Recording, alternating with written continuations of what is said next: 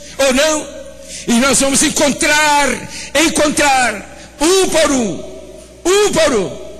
o que vamos ouvir dos que são honestos é que eles estão num vazio, num vácuo, e não sabem o que fazer. E isto é maravilhoso. Isto é obra do Espírito Santo de Yahvé. Isto é obra da graça de Deus.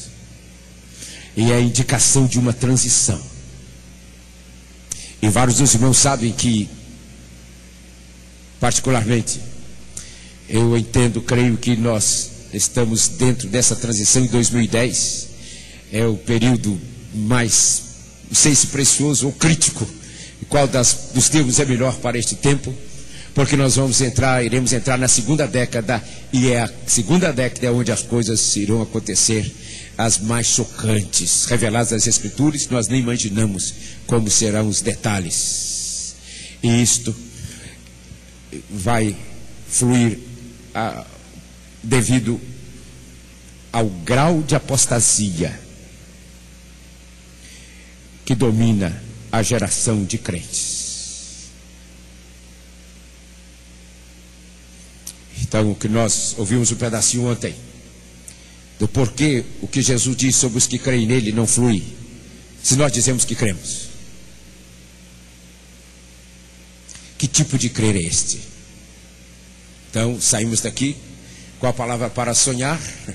Não sei se alguém sonhou, se alguns conseguiram, acordaram de madrugada também, e não deu para continuar mais na cama.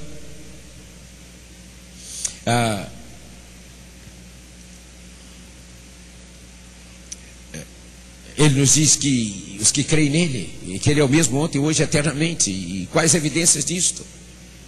Então, aquelas coisinhas que a gente destacou ontem sobre isto, penso que é oportuno a gente perguntar.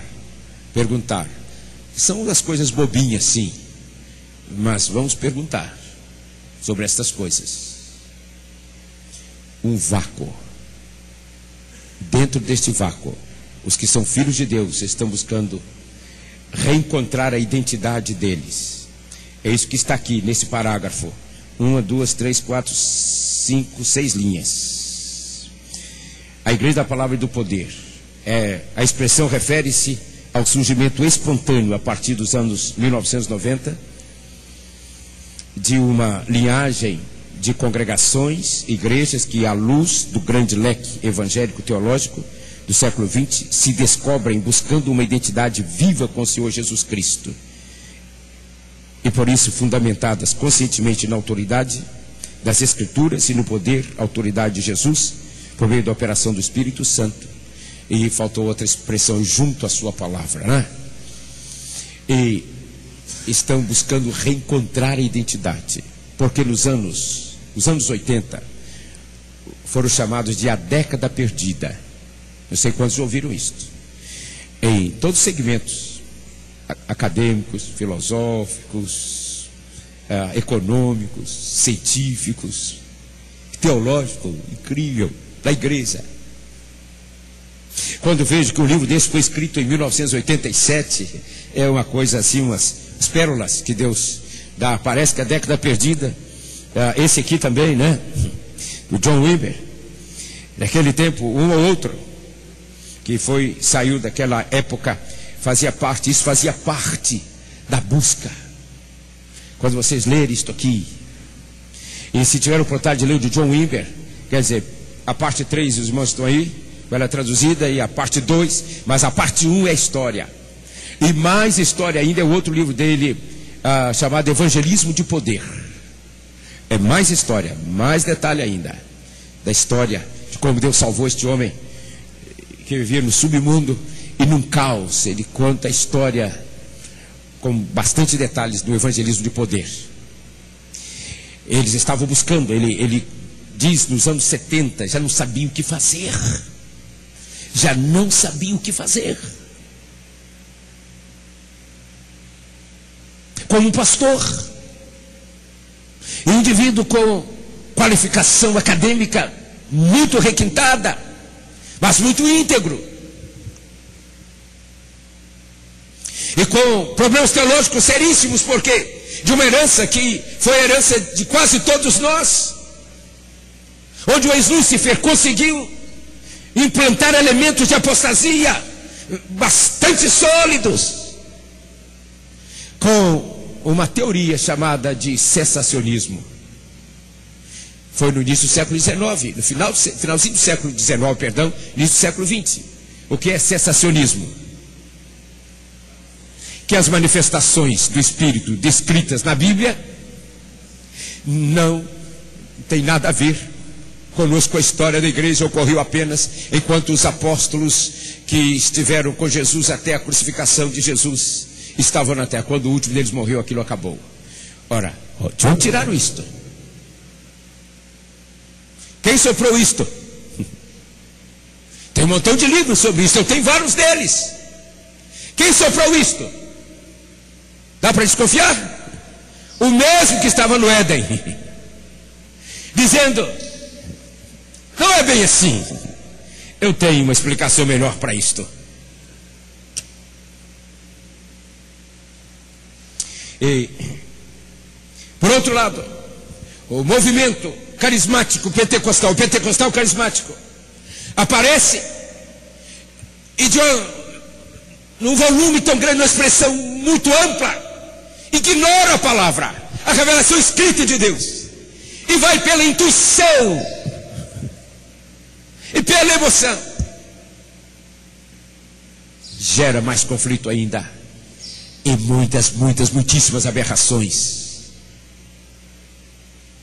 Durante umas 4 ou 5 décadas, especialmente no terceiro mundo, nos países chamados de primeiro mundo. Naquele tempo isso não teve o alcance que ocorreu nos países como o Brasil e outros tantos.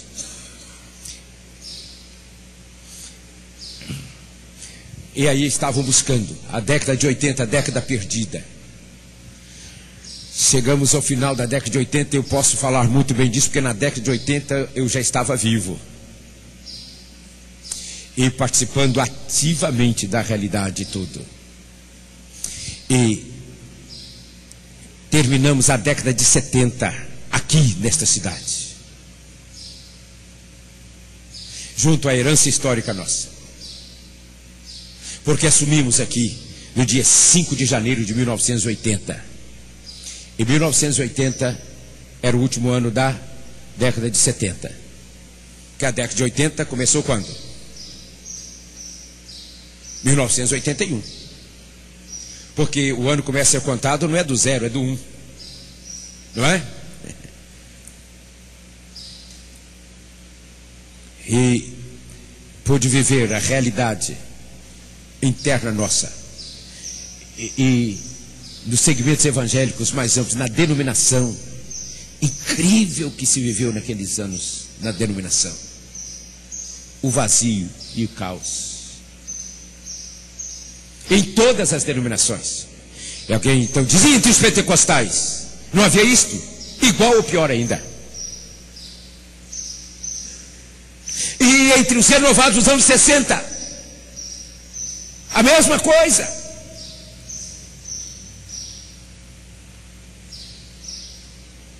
Então chegou na década de 1990.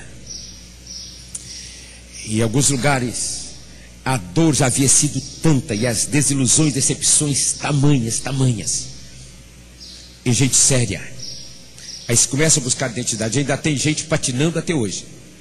O movimento nos Estados Unidos, que aqui ainda não conseguiu emplacar muito bem, é o movimento chamado igreja emergente. Uma tentativa de entender a realidade, ou de adaptar a palavra de Deus aos interesses humanos dentro da chamada pós-modernidade. Uma adaptação. Eu li alguns dos livros que tratam disso, vários deles estão em português. Agora já tem análises críticas desse movimento. E o resultado disso os efeitos colaterais danosos disso.